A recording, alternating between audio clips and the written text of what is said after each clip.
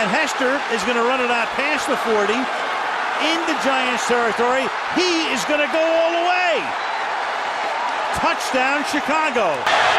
Trying to find somebody open and throws an interception. And it's Charles Woodson's 55th of his career. Dives for the touchdown, San Francisco. I want to play desperately, and I'm going to try to drive everyone nuts till they give me a shot. Favre threw an almost impossible 336 career interceptions. See that? Yeah. We have here the Brett Favre interceptions calendar. It's the lovable kicking bear doll. And guess what? It comes with its own goalpost. Isn't that neat? Double doink. Ladies and gentlemen, welcome back to Cut the Cheese Poke, the Bear Roast, the Niner.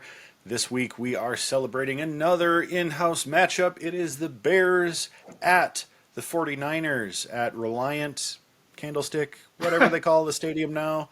And it is a big-time NFC implication matchup for the Niners, and it is also the Bears under new leadership. What can they do with the rest of their season?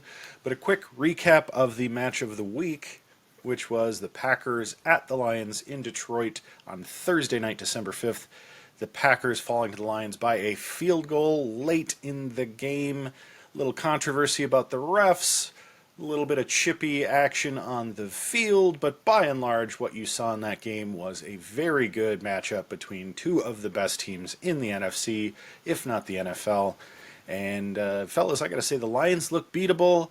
The Packers look like they're scrappy. I feel pretty good about the game, even though it was a loss, minus the bad call, or rather bad no call on the hit on Jordan Love early in the game. Any thoughts from the gallery on the Packers-Lions before we get into the rest of the week? I think the Packers, even if the outcome wasn't the desired result, I think that crowd was as whipped up as you'd see in January or, on the road to the Super Bowl in the playoffs. So were they to meet again on the road, if the Detroit had home field and the Packers had to come in the divisional round or the NFC title game or what have you, I don't think there's a fear factor at Ford Field. I think they know that if they were to clean up some of those penalties, earned or not, and played disciplined football, that first half was, that could have very easily gone completely sideways. I think 17-7 maybe at halftime. And for them to come out down 10, two-score game, and to seize momentum, to seize the lead, then to have it seesaw back, then to take it again, then to see. I mean, that shows that they're not intimidated. They don't feel like they can be pushed around. That they can get turnovers, they can make plays, they can make stops. I think it was a game that you could learn just as much from losing as winning. I don't think you would have learned much if it was 38-10 and you were outplayed on all three facets of the ball, special teams, defense, and offense. So yes, I think Green Bay was taking notes. I think it gave them a little bit of boost. They know that if they play 4 quarters of solid football, there's no reason that they can't come out on top. And I think we discussed this off the grid. It's going to come down to that one play, that one drive, that one turnover or penalty. You've just got to try to play as clean as possible, and playoff football ratchets that up, fourfold. But like I say, I don't think they're going to get on the plane if they have to and fly to Michigan in January and be like, we can't win this game, guys. Their crowd is too loud. The conditions, we're not capable of doing it. And should, a weird reversal of fortune, and the Vikings were to upend the Detroit somehow. I mean, you would reshuffle the entire playoff deck if the Lions were somehow exited before, Green Bay got a crack at them. Green Bay can beat them, but if the Lions were overconfident and got upset, Green Bay would suddenly look really good as an NFC rep. So that's what I would have thought there. It's a loss, but it's one of those character-building losses. This division is just packed with talent when you really look at it. The Bears could be in a completely different spot. I mean, so I'm going to reflect a little bit on the Bears to kind of back this up. You've got, after that Patriots, whatever that, losing to the Patriots, We lose to the Packers by 1 point because of bad coaching. We lose to the Vikings by 3 and the Lions by 3 because of horrible coaching decisions. Those are all winnable games. We win those games, this division is even closer than it is right now. But I think overall, because there have been such close losses that have truly been based off of awful coaching, this is the best division in football. And I'm going to take this out a little bit further. I think the Super Bowl champion is going to come out of this division. Because when you're challenged every week and your games are close all the time and you're persevering, that's why I don't think people are giving Kansas City enough credit.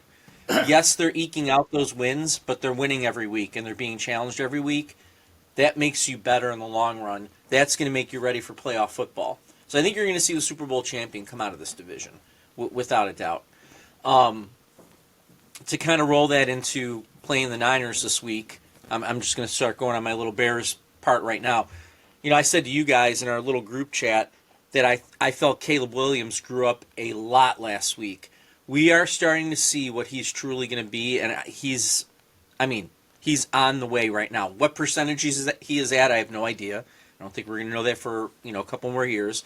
But I think we saw him grow up a lot. In that game, and that's with awful coaching, with just pitiful, awful coaching.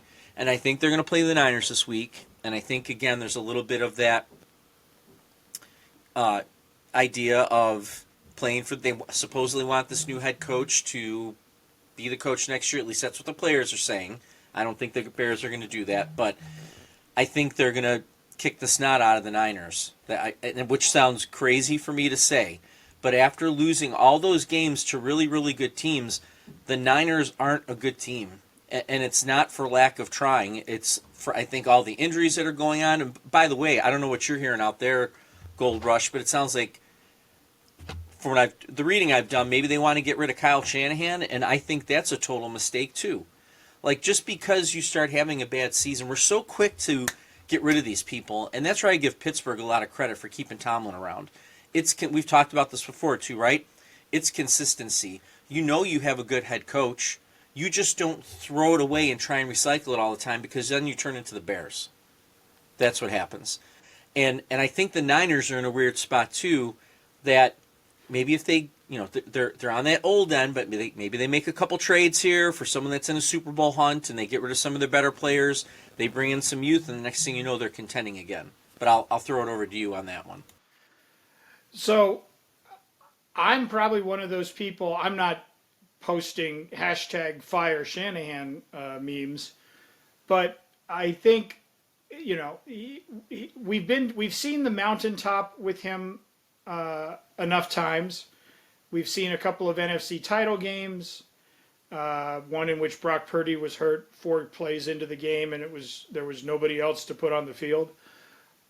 We've seen it with a muffled punt that led to a late Rams touchdown or field goal that cost him another title game.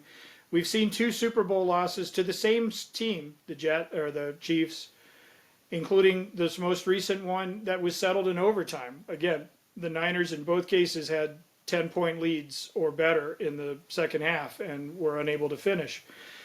And so I think with Shanahan, it's important to remember when he came on, he was rough. The Niners struggled. They traded for Garoppolo from the Patriots. He won his last 5 out of 6 games.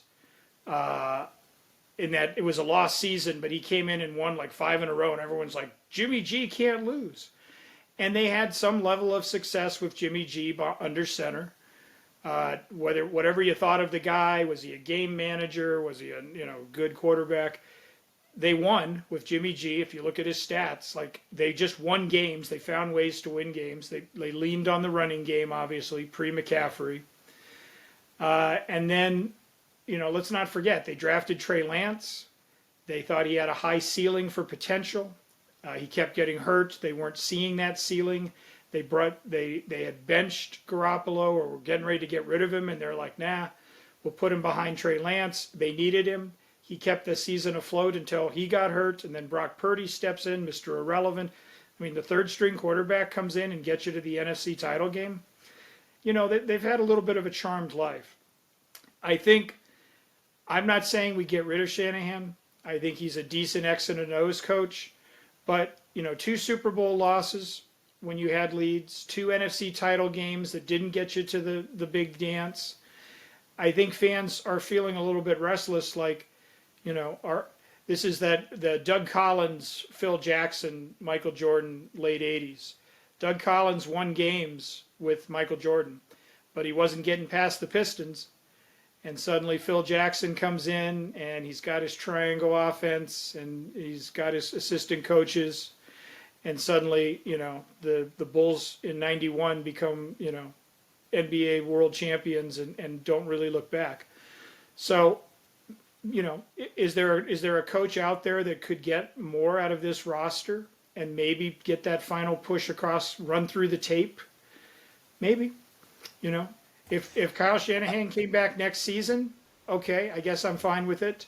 But if they said, you know what, you finished this year 7-10 or 8-9, or we think it's, you've lost the room. They're just not listening to you. They've tuned out. We need a new voice in there. I'd be fine with it too. Like, I'm mad at the players, and by that, really quick, what I mean is, yeah, there's injuries, but you're wearing the uniform. You're representing the team. This is a team that had high expectations, and you are expected to try and meet those expectations. You're not expected to miss tackles and get drive-killing penalties and miss boneheaded special teams plays and so on and so forth. Like, you suit up, you put the gold and the red on, you wear this helmet every Sunday. You are expected to, perform at a level, and you've demonstrated that. Whether you're George Kittle or the 4th string, defensive end, because Nick Bosa and everybody else got dinged up. So I shouldn't be more invested in their success than they are. And some of the level of play I've seen over the last month suggests to me that there are some guys that aren't as invested, or at least are not playing up to what the back of their football cards say they should. So, I'm ambivalent right now, and it's a terrible place to be as a fan. I love my Niners. I think they're going to win today. I hate to burst your bubble there, Lord Uther. I don't think it's going to be a particularly clean or exciting or blowout type victory, but I think they're going to win at home, and I think they're going to get off the schneid against a Bears team that, again, we're being honest, has underperformed this season. In 3 days, they turn around and face a division game in the Rams, a team that they were leading in the 4th quarter earlier in the season and let slip away. That's going to be a monster division game. The Rams are going to be playing the Bills today. Looks like a loss, but you never know. Seattle, Arizona will go head-to-head today. It's a big weekend for the NFC West if you follow that division. Not the strongest in football. So, I don't think they look ahead to the Rams. I think they literally are playing for their lives one quarter at a time. I'm going to say now that I don't think they can do enough to make this season's postseason, but I want to see some fire. I want to see some execution. I want to see some smart football play. And I can live with that. Then at the end of the year, I can look back and say, yeah, we just got a bum injury deck this year. We just had too many players hurt at all the wrong times. And, I can live with 9-8 or even 8-9. But if they go 5-12, 4-13, whatever, it's like, yeah, some of that's on your efforts. So, I think you just kind of justified my argument there. To me, everything you brought up was a player issue, not a coaching issue.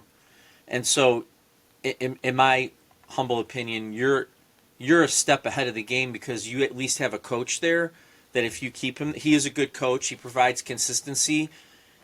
I think once McCaffrey comes back and he's allegedly healed, you trade him. Maybe you even trade Bosa while you can and you get multiple picks or you get a player here or something that can help turn around.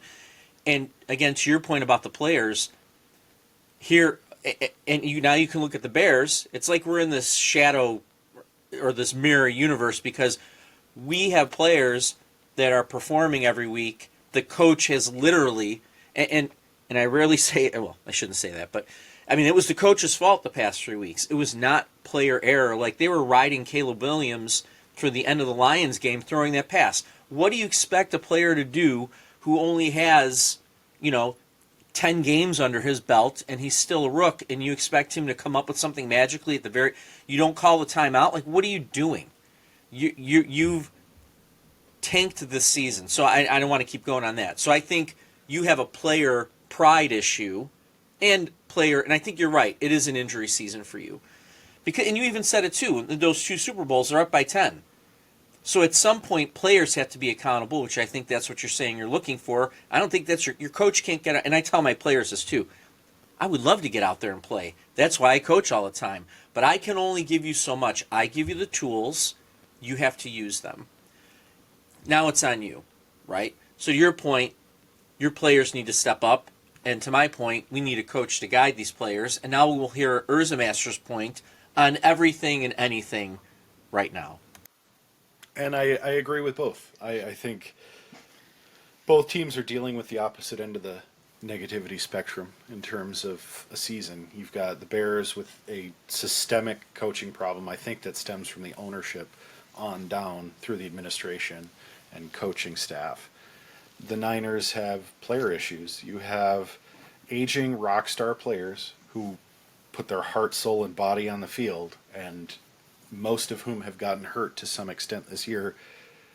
I also think you have big egos in that player locker room. Yeah. Not the least of which is Christian McCaffrey, who I think is an overrated player.